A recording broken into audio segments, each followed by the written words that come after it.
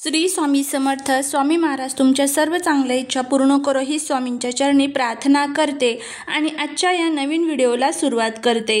मार्च महिन्यामध्ये होळी हा सण साजरा केला जातो. ज्यावेळेस फाल्गुन पौर्णिमा असते त्यावेळेस हुताशनी पौर्णिमा म्हणजेच होळी हा दिवस साजरा केला जातो. आता पौर्णिमा तिथीचा जो प्रारंभ आहे तर तो 13 मार्चला गुरुवारी प्रारंभ होणार आहे सकाळी 10:36 आणि पौर्णिमा तिथीची समाप्ती ही 14 मार्चला म्हणजे शुक्रवारी दुपारी 12:25 होणार आहे. अशा स्थितीत उदया तिथीनुसार आपल्याला पौर्णिमा ही 13 मार्चला साजरी करायची आहे आणि याच दिवशी होळीचा सण देखील आपल्याला साजरा करायचा आहे. हुताशनी पौर्णिमा हा आपल्या हिंदू धर्मातील अनन्यसाधारण महत्त्वाचा दिवस असतो, कारण या दिवशी आपण होळी साजरी करत असतो. होळीमध्ये अनेक प्रकारच्या नकारात्मक शक्ती, वाईट दोष आणि इडापिडा आपण नष्ट करत असतो. होळी हा जो दिवस आहे तर तो असत्यावरती सत्याचा विजय, त्याचबरोबर अधर्मावरती धर्माचा विजय म्हणून ओळखला जात असतो. हुताशनी पौर्णिमेच्या दिवशी आपल्याला माता लक्ष्मी, भगवान विष्णूंची उपासना करायची असते आणि त्याचबरोबर भगवान विष्णूंचं जे एक स्वरूप आहे ते सर्वांनाच माहीत आहे, ते म्हणजे नृसिंह अवतार. तर त्या अवताराची या दिवशी देखील पूजा केली जाते आणि आपल्याला या दिवशी आपल्या घरामध्ये असणारे सर्व दुःख, दोष, दारिद्र्य, अडचणी, इडापिडा दूर करण्यासाठी अतिशय प्रभावी असा हा जो एक उपाय आहे तर तो करायचा आहे. आपल्याला एक नारळाचा अत्यंत प्रभावी असा हा उपाय करायचा आहे. हा उपाय कसा करायचा, कोणत्या वेळेमध्ये करायचा याबद्दलची संपूर्ण माहिती आज या व्हिडिओमध्ये मी तुमच्या बरोबर शेअर करणार आहे. त्यामुळे व्हिडिओ हा स्किप न करता शेवटपर्यंत पाहत रहा. तुम्ही जर चॅनलवरती नवीन असाल तर सबस्क्राईब करा आणि असेच नवनवीन व्हिडिओ बघण्यासाठी बेल आयकॉनलाही प्रेस करा, म्हणजे माझ्या सर्व नवीन व्हिडिओचं नोटिफिकेशन तुम्हाला मिळेल आणि तुम्ही एक पण व्हिडिओ मिस करणार नाही. त्याचबरोबर कमेंटमध्ये जय माता लक्ष्मी लिहिला अजिबात विसरू नका. होळीच्या दिवशी सर्वांनाच माहीत आहे की होळीची जी रात्र असते तर ती अनेक प्रकारच्या तंत्र, मंत्र आणि साधनेसाठी खूप उपयोगामध्ये येत असते आणि जे लोक बघा तंत्रमंत्र करतात तर ते त्यांची जी साधना आहे तर ह्या रात्री करीत असतात.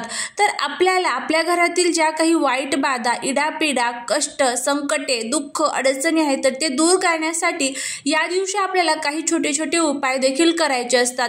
यामध्ये जर तुम्हाला सतत आजार होत असेल, तुम्ही सतत आजारी पडत असाल, घरातील कोणताही व्यक्ती असेल तर या दिवशी तुम्हाला काय करायचं आहे तर आपल्या अंगाला उटणं लावायचं आहे. त्यानंतर ते उटणं थोडंसं सुकलं की त्यानंतर शरीराचं सर्व उटणं काढून घ्यायचं आहे. त्याची एक गोळी तयार करायची आहे आणि हे उटणं ज्यावेळेस संध्याकाळी आपण होळी पेटवत असतो त्या होळीमध्ये तुम्हाला हे टाकून द्यायचं आहे, जेणेकरून आपल्या ज्या शरीराची नकारात्मकता आहे तर ती सर्व नष्ट होत असते.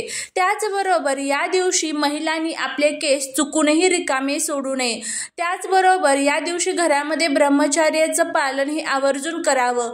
या दिवशी होळीला पुरणाचा नैवेद्य हा आवर्जून अर्पण करावा, जेणेकरून वर्षभर आपल्या घरामध्ये गोडी निर्माण राहील.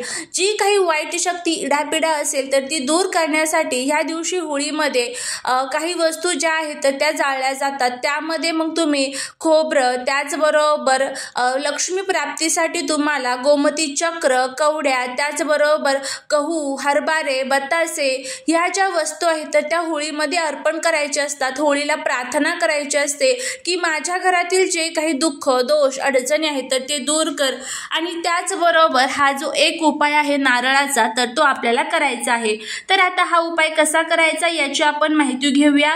त्यामुळे जर तुम्हाला हा व्हिडिओ आवडला तर चॅनलला सबस्क्राईब करून कमेंटमध्ये जय माता लक्ष्मी लिहिला विसरू नका, जेणेकरून माता लक्ष्मीची तुमच्यावरती, घरावरती भरभरून कृपा होईल. तर काय करायचं आहे बघा, तुम्हाला होळीच्या दिवशी एक नारळ घ्यायचा आहे. नारळाला होळीच्या दिवशी किती महत्त्व असतं हे सर्वांनाच माहीत आहे की प्रत्येक जण होळीमध्ये नारळ हा अर्पण करत असतो, कारण नारळामध्ये नकारात्मकता शोषून घेण्याची खूप मोठ्या प्रमाणामध्ये ताकद असते. तर आता हा उपाय आपण कशासाठी करत आहोत बघा, तुम्ही खूप कष्ट करताय, मेहनत करताय, पण तरीही तुमच्या कष्टाला, मेहनतीला नशिबाची साथ मिळत नसेल, तुमच्यावरती खूप कर्ज झालेलं आहे तरी तुम्हाला त्या कष्ट करूनही कर्जातून तुम्हाला मुक्तता मिळत नसेल, घरामध्ये पैसा जो आहे तर तो येत नसेल, आलेला पैसा टिकत नसेल, सतत तुम्हाला पैशांच्या संबंधित अडचणी ज्या आहेत तर त्या येत असतील, सतत तुम्हाला कामांमध्ये अडथळे येत असेल, त्याचबरोबर तुमच्या मनामध्ये काही जर इच्छा असेल, धनप्राप्ती, कर्जमुक्ती, नोकरी संबंधित, प्रमोशन संबंधित काही जर तुमच्या इच्छा असतील, त्या इच्छा तुमच्या पूर्ण होत नसेल, तर ह्या ज्या काही तुमच्या अनेक समस्या आहेत तर त्या सर्व समस्यांसाठी तुम्हाला हा जो नारळाचा एक उपाय आहे तर तो करायचा आहे। आता हा उपाय आपल्याला कोणत्या वेळेमध्ये करायचा आहे ते बघा। सर्वात प्रथम तुम्हाला हा उपाय होळीच्या दिवशी दिवसभरामध्ये तुम्ही कधीही करू शकता। अगदी पौर्णिमा लागली की त्यानंतर दिवसभरात कधीही तुम्ही हा उपाय करू शकतात किंवा रात्री जरी तुम्ही केला तरीही चालेल। तर आता काय करायचं आहे, ह्या उपायासाठी तुम्हाला एक नारळ घ्यायचा आहे।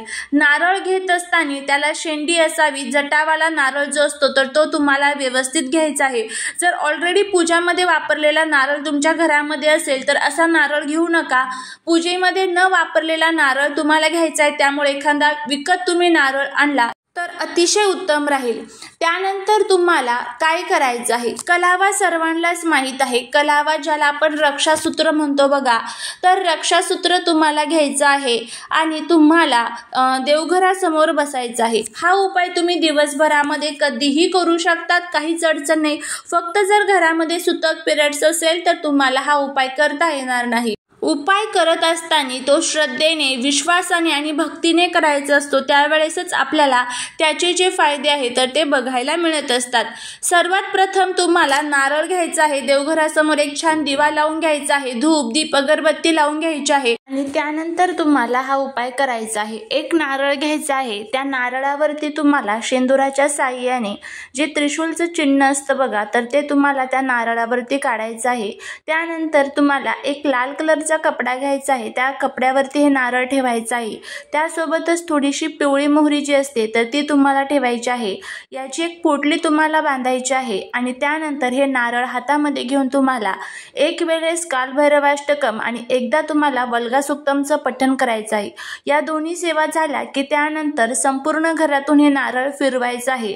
तुमचं हॉल, किचन असेल, बेडरूम असेल तर त्या संपूर्ण घरातून हे नारळ फिरून मुख्य दरवाजावरती यायचं। तिथे आल्यानंतर मुख्य दरवाजावरनं 7 वेळेस हे नारळ उतरवायचं आहे आणि त्यानंतर हे नारळ तुम्हाला तुमच्या आजूबाजूला तुम्ही जिथे कुठे होळी पेटवलेली असेल त्या होळीमध्ये जाऊन तिथे अर्पण करायचं आहे आणि तुमची जी काही इच्छा असेल ती इच्छा तुम्हाला तिथे व्यक्त करायची आहे आणि त्याचबरोबर माता लक्ष्मीला प्रार्थना करायची आहे, माझ्या घरातील जे काही दुःख, संकटे, अडचणी, दोष, दारिद्र्य असेल तर ते दूर करा अशी आपल्याला तिथे प्रार्थना करायची आहे।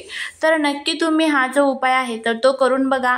नारळाचा हा अतिशय प्रभावी उपाय तुम्ही जर केला तर नक्कीच तुम्हाला याचे खूप छान असे फायदे बघायला मिळतील। लक्ष्मीच्या कृपेने वर्षभर आर्थिक भरभराट होईल, दुःख दारिद्र्य संपून जाईल। झालेली सेवा ही महाराजांच्या चरणी रुजू करते। व्हिडिओ जर आवडला असेल तर लाईक, शेअर आणि सबस्क्राईब करायला विसरू नका। भेटूया पुढच्या एका छानशा नवीन व्हिडिओत। श्री स्वामी समर्थ।